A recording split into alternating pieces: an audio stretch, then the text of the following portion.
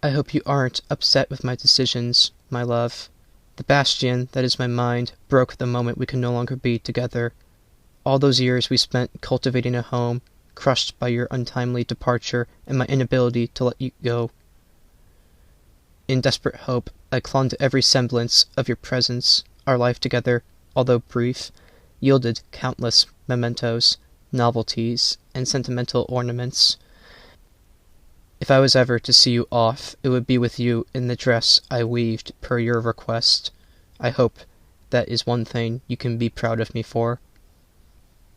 Every detail held up to your very strict standards. Those cornflowers sit upon white lattices, the threaded straps were made soft, and I took the time to embroider your initials where the hanging cloth met soft ankles. Forgive me for not looking at you, but I could not bring myself to even give you one last glance. I was the one to warn you of my cowardice and timid nature, but you didn't care.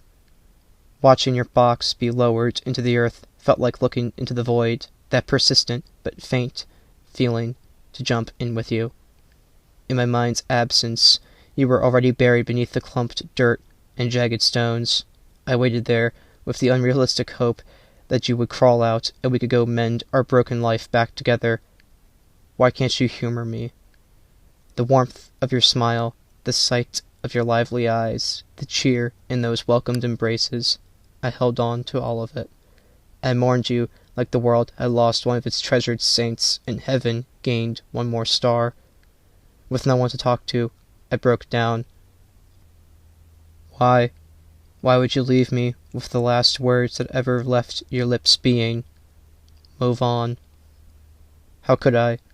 Letting you go would be tantamount to forsaking you. I'm sorry, but I rejected your wishes.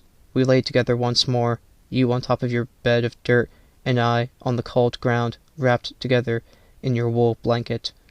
Imagining your eyes, I looked longingly into those pools of ink. No matter how much I pleaded with you and begged of you, no answer ever came. Days passed, and your blanket sank ever more onto my side, but I corrected it by covering you in what was left of my will. I wished you would tug on the blanket like you did in life. What did you expect of me? I did not want to tarnish our time on this earth by burying you deep in my mind, nor getting rid of shards of your existence. You said that we would brave this world together, but you were my world, and when you died, the world died as well. It took many hands to tear us apart a second time. My family wanted me to forgive you, to forget you, but I refused any notion of the matter. Despite what it took to separate us, I knew that your home still needed its long overdue maintenance. I had hoped to keep the house neat and tidy, but my lengthy departure left it in a worsened state. I felt that I had failed you in more ways than one, but this forced me to become a shut-in.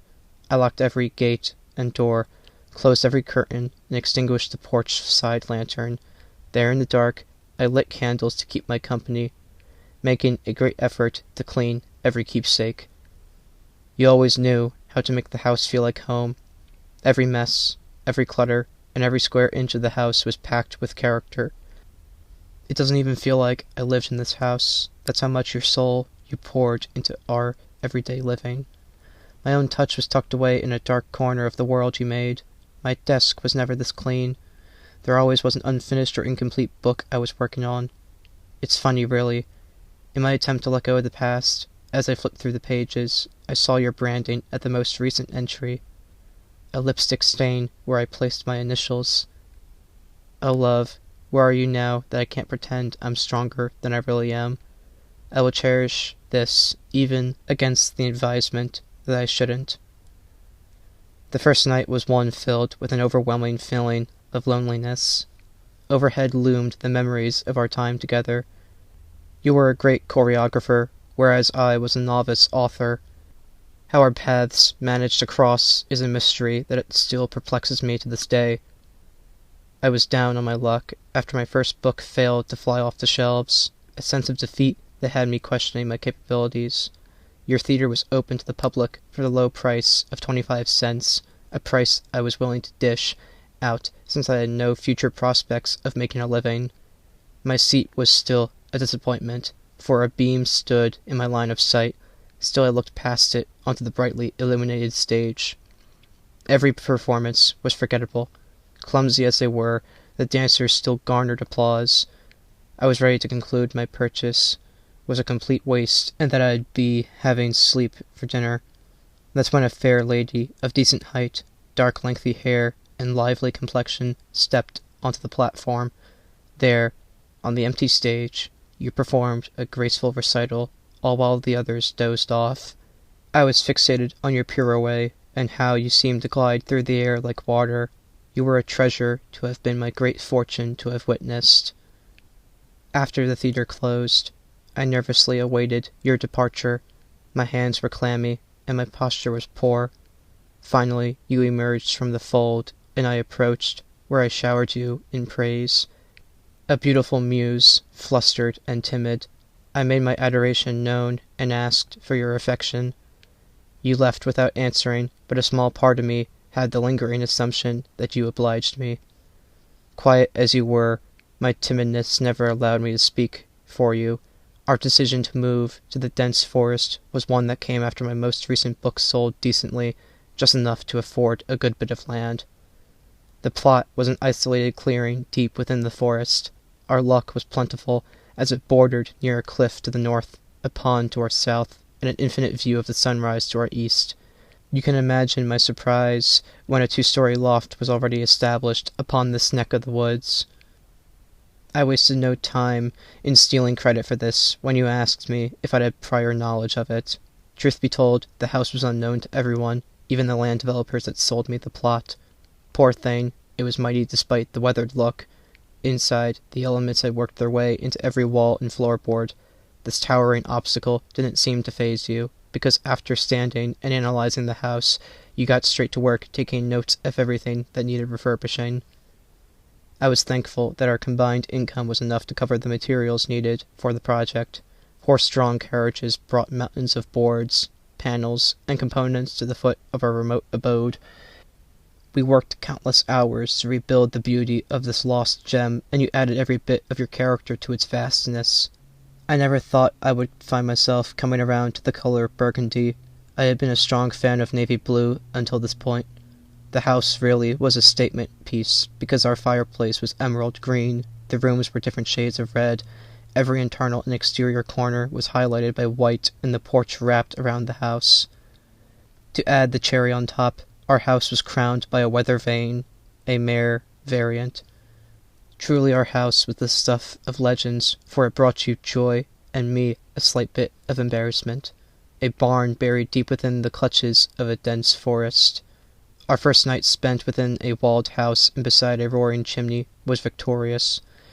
It was pleasant to seat myself by the green-tiled mantel instead of wavering on through the smoke in the eyes. I was thankful we would never have to spend another agonizing minute out on the dusty, uncomfortable ground. It was one you decided to depart from with an early rest. After you left and I stepped out into the cold night, I stared out at the tree line while the moon hovered above. As it rained light over the canopy top, I sheepishly took out a small wooden pipe, remembering how you hated the smell of tobacco. This was a great opportunity to indulge in decadence. From my overcoat pocket, I grabbed my tiny pouch of dried leaves. Packing the fodder into the barrel of the cannon, I lit the fuse, and smoke came bellowing out in a transparent ribbon. I looked back out towards the canopy, but the heavy smoke from the chimney blocked my line of sight. A slender figure loomed in the background, cloaked in shadow and obscured by thick smoke. It stared at me with piercing white eyes, like 2 holes poked through black fabric. I stood up and attempted to confront the figure. It pointed up towards the 2nd story, right where you were sleeping. I tried to look stern and well put together, a poor attempt, to say the least. We exchanged glances, that is, until a sudden noise broke the eerie silence. My tobacco burned a hole through my poorly constructed pipe, and the bowl hit the hard deck with a heavy thud. Scared me half to death. It stole my attention for less than a second, but when I looked back up, the figure was gone. I don't know who they were, but one thing was clear.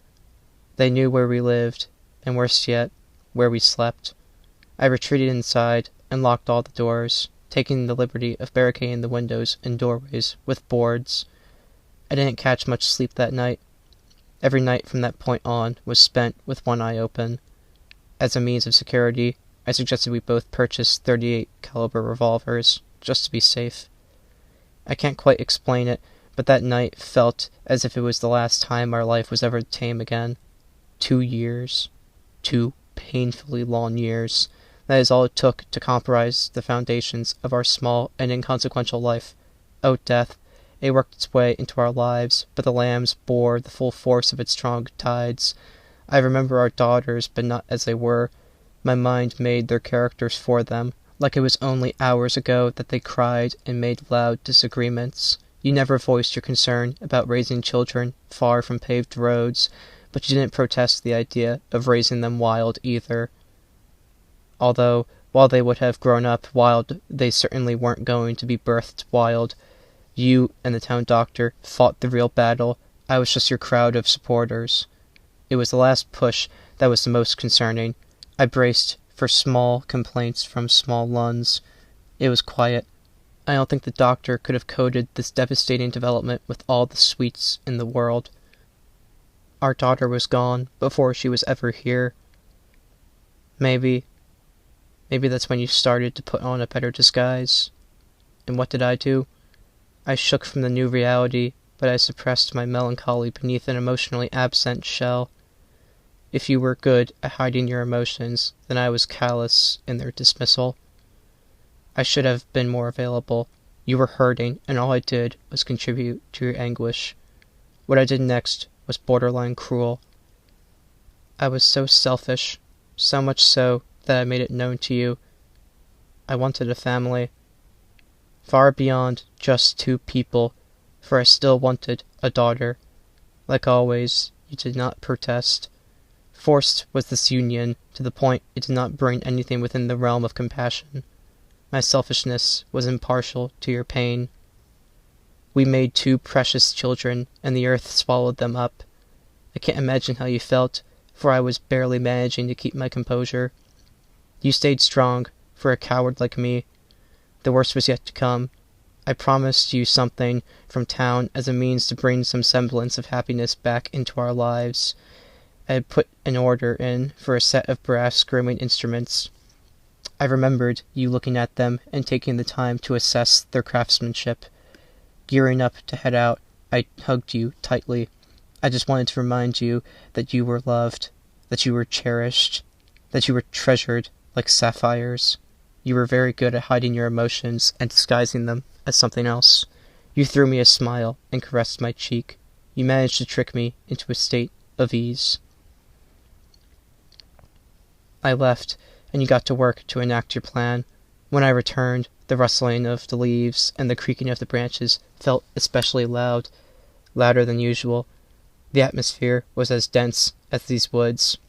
In my heart I knew something was wrong. I was within view of the house, and the sight didn't bring me any comfort. I signaled the mare to make haste, but it didn't make any difference. I entered a cold home, one without its owner. That's when I saw you. You, a beautiful muse, with bleeding wrists, laid in a pool of your own making. I still cannot get over how well you crafted your facade. I left thinking you were in a better state of mind than me. I returned too late and saw how you truly felt. 2 became 3, and the earth swallowed you whole. That brings us to now. Your beautiful palace is barely kept together by my incapable hands. The family has suggested I look into selling the land and bundle our house with it. I would not listen to reason. Instead, I became a recluse boarded up within your vast hall, holding down the fort, all in a frivolous attempt to keep everything in place for your return. A man can hope for the impossible. These halls are anything but still. Out of the corner of my eye, I see figures shuffling in and out of rooms. The fire keeps me company, but it, too, has taken on a new life. As if it were trying to jump out and grab me, the outstretched hand of the flames nicked a few too many instances.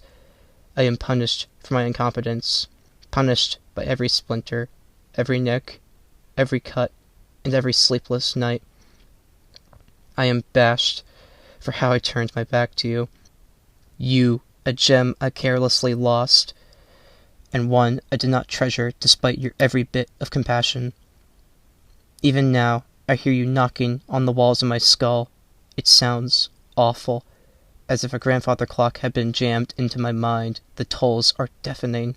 How many, many times have I told you, I'm sorry? However, the tolls become wooden, and the rhythm has softened.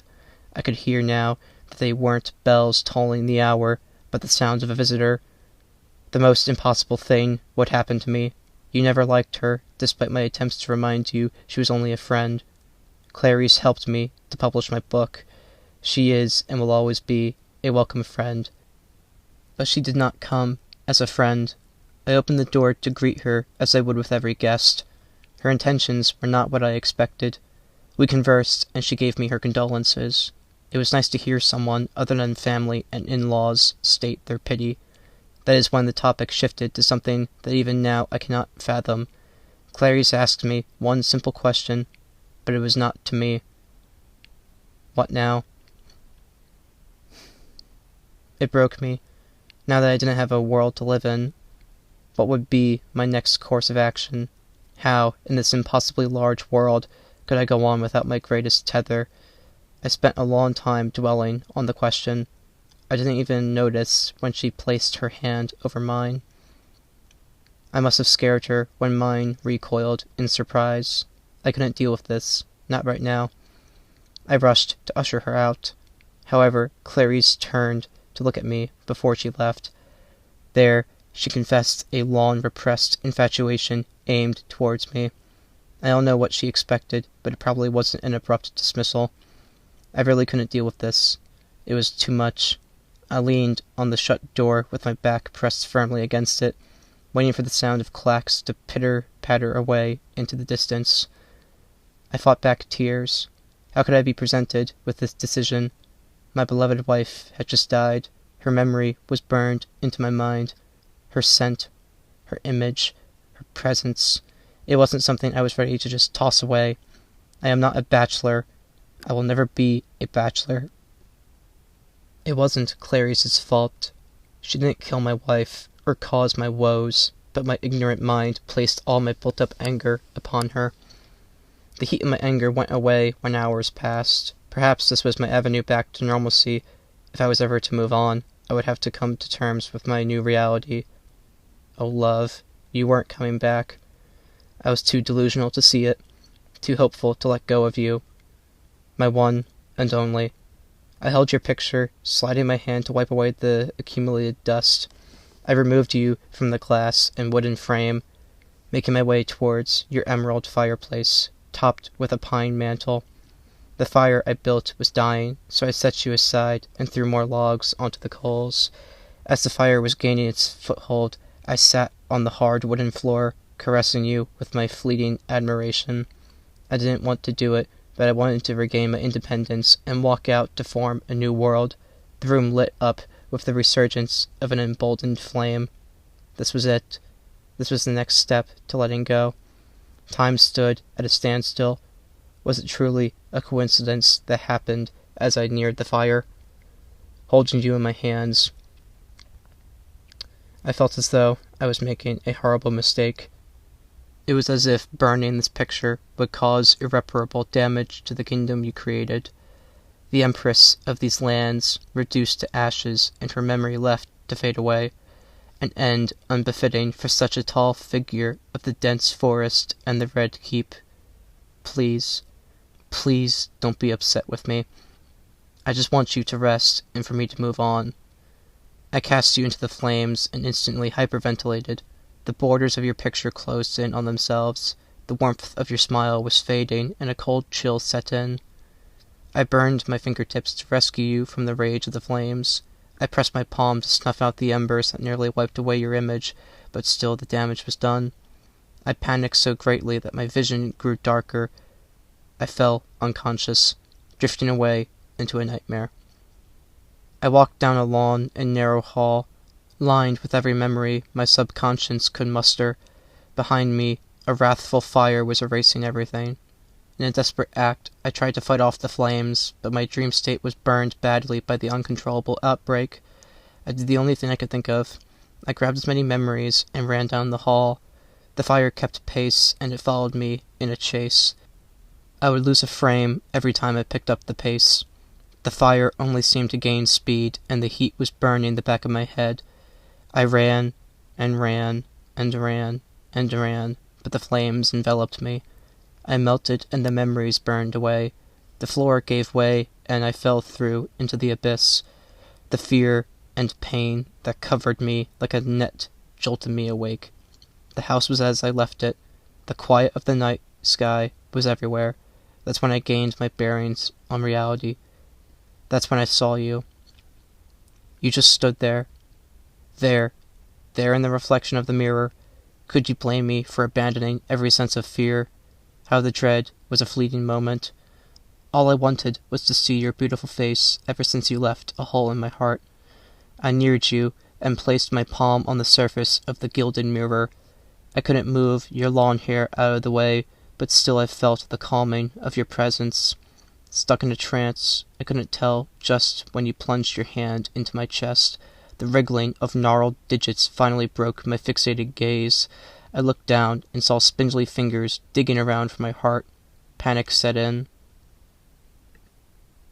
I couldn't control my fear, and it forced me into a sprint. My attempt to coordinate an escape led me to leaping from the top of the stairs to the first floor.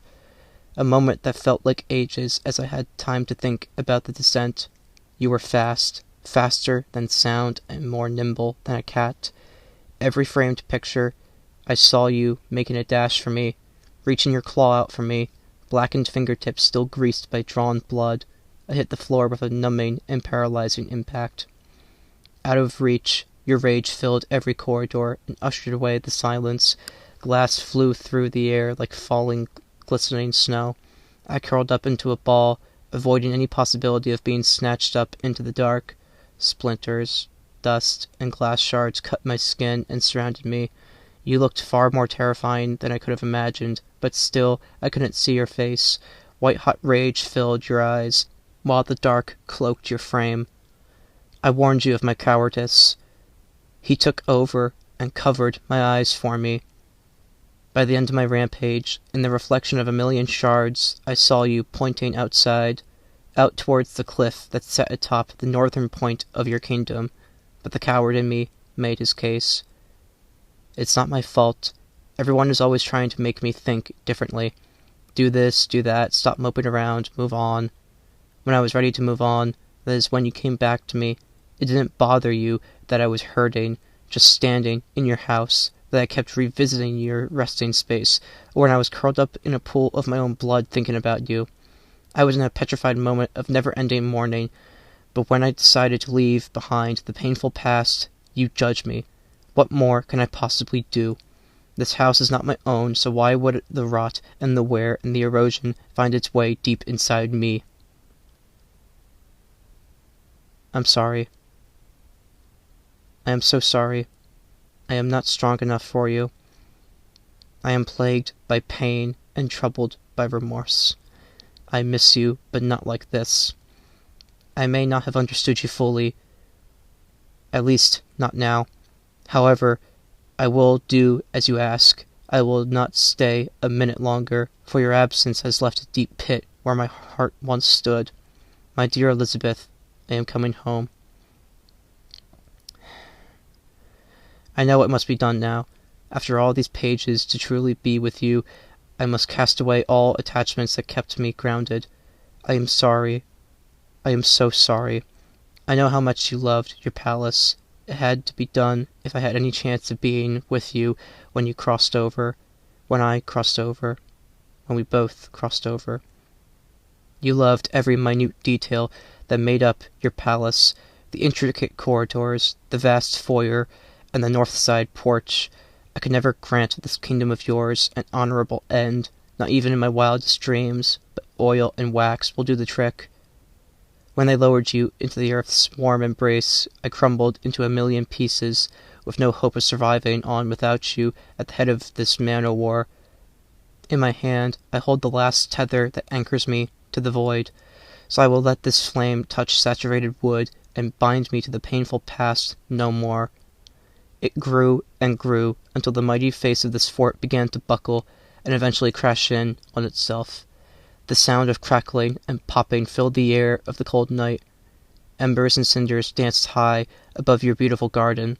Scalding hot coals burned the sweet grass you carefully cultivated. The fire burned on and on, stripping panels of their sturdy walls, shattering the stained glass, and giving way for the roof to crash through every floor. At that moment, deep within the heart of the raging fire, I saw you, dancing something so beautiful I couldn't help but fall on my knees and hands. I saw you dance through the flickers of the flames while staring back at me.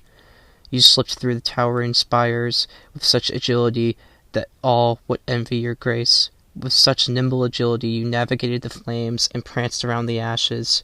When the fire began to die, you left the charred ribs of your palace for the vastness of the stars.